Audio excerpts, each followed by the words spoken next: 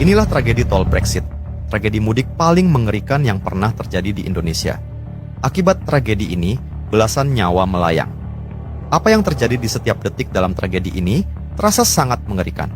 Terdengar suara tangisan, jeritan minta tolong, dan rintihan orang-orang sekarat. Bahkan saking mengerikannya, tragedi ini sampai disebut mudik neraka. Karena mereka yang menjadi korban kehilangan nyawa secara perlahan-lahan. Dan tidak ada satupun yang bisa menolong. Lebih dari 30 jam, ratusan ribu orang harus menghadapi jebakan maut.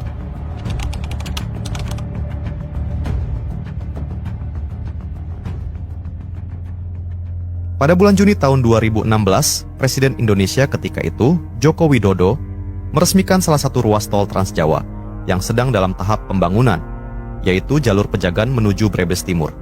Saat itu, masyarakat menyambut antusias peresmian jalan tol ini, karena bisa memangkas waktu tempuh yang sangat signifikan. Perjalanan dari Jakarta menuju Brebes yang biasanya memerlukan waktu 6 jam, bisa ditempuh hanya dengan 4 jam saja. Dan kebetulan, jalan tol ini diresmikan mendekati hari Lebaran tahun 2016. Banyak masyarakat yang langsung ingin mencoba dan menggunakan jalan tol ini untuk mudik ke kampung halaman. Saat itu pemerintah sudah memprediksi tol Pejagan Brebes Timur akan dipadati kendaraan pemudik.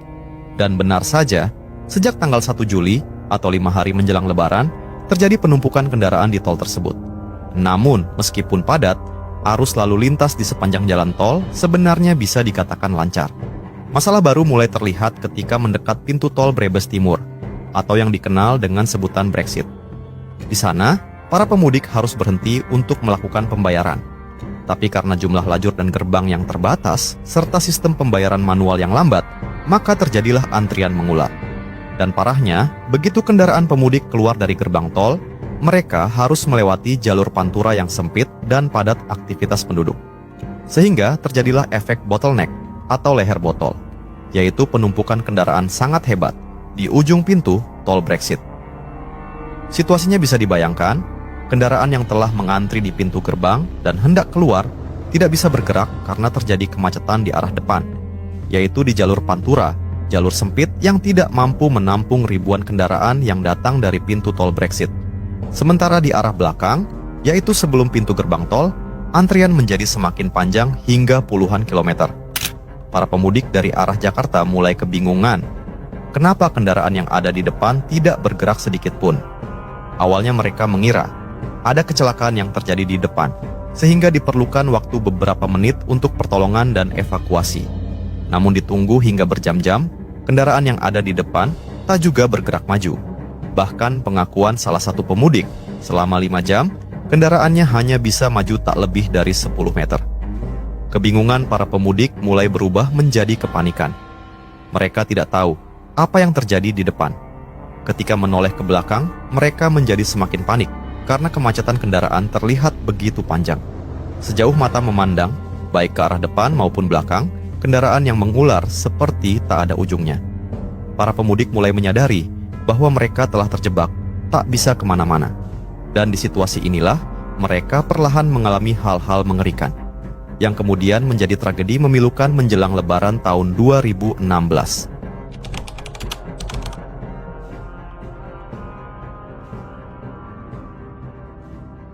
Kemacetan parah di pintu tol Brexit mencapai titik kritis pada tanggal 3 Juli 2016. Kendaraan pemudik tak bisa bergerak sama sekali, bahkan hanya 1 meter saja. Memasuki siang hari, cuaca panas menyengat hingga mencapai 35 derajat Celcius. Para pemudik yang terjebak tidak mau mematikan kendaraan karena memerlukan AC di dalam kabin mobil. Tetapi hal itu justru mengakibatkan sesuatu yang membuat para pemudik semakin menderita. Penumpukan kendaraan dan mesin yang terus menyala membuat mereka terkepung asap dari knalpot yang mengandung zat beracun karbon monoksida. Perlahan-lahan, para pemudik mulai merasa sesak nafas, pusing, dan mata perih. Berlindung di dalam kabin mobil dengan menutup kaca jendela juga tidak bisa menyelamatkan mereka.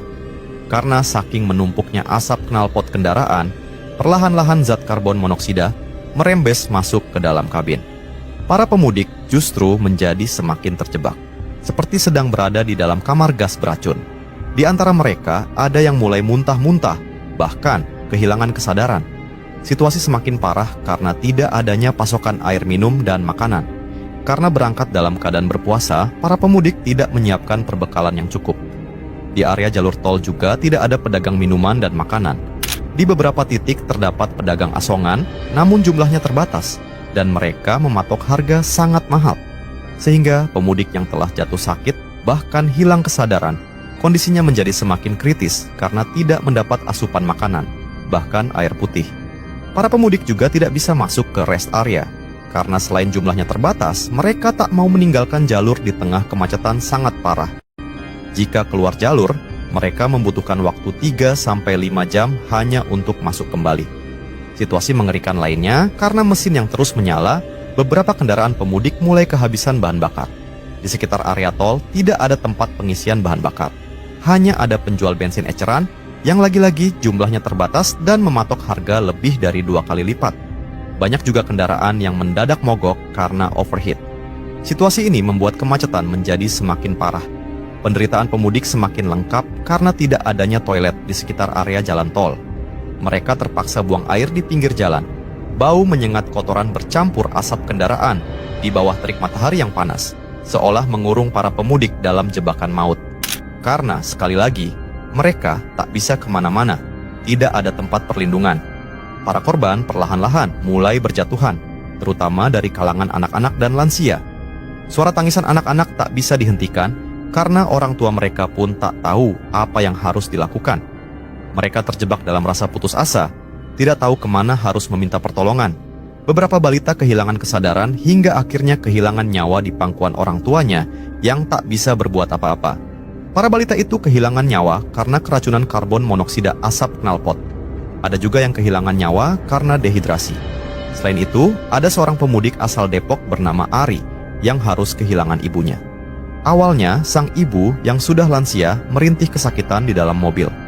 Ari dan keluarga tak tahu harus berbuat apa. Di titik mereka terjebak kemacetan, tak ada rest area maupun petugas medis. Dan perlahan-lahan, sang ibu mulai kehilangan kesadaran. Kendaraan Ari terjebak selama 12 jam, baru bisa keluar dari gerbang tol Brexit pada tanggal 4 Juli. Ketika menemukan pos polisi untuk meminta pertolongan, Ari mendapati ibunya telah kehilangan nyawa. Diduga karena mengalami serangan jantung akibat kekurangan oksigen. Selain itu, karena tak tidur selama berjam-jam, beberapa pemudik mengalami kelelahan hebat, yang juga membuat mereka kehilangan nyawa. Momen mudik yang harusnya dijalani penuh sukacita, karena akan bertemu sanak saudara di kampung, berubah menjadi tragedi memilukan. Di ujung gerbang tol Brebes Timur, dan belakangan akhirnya terungkap apa yang jadi pemicu di balik tragedi ini.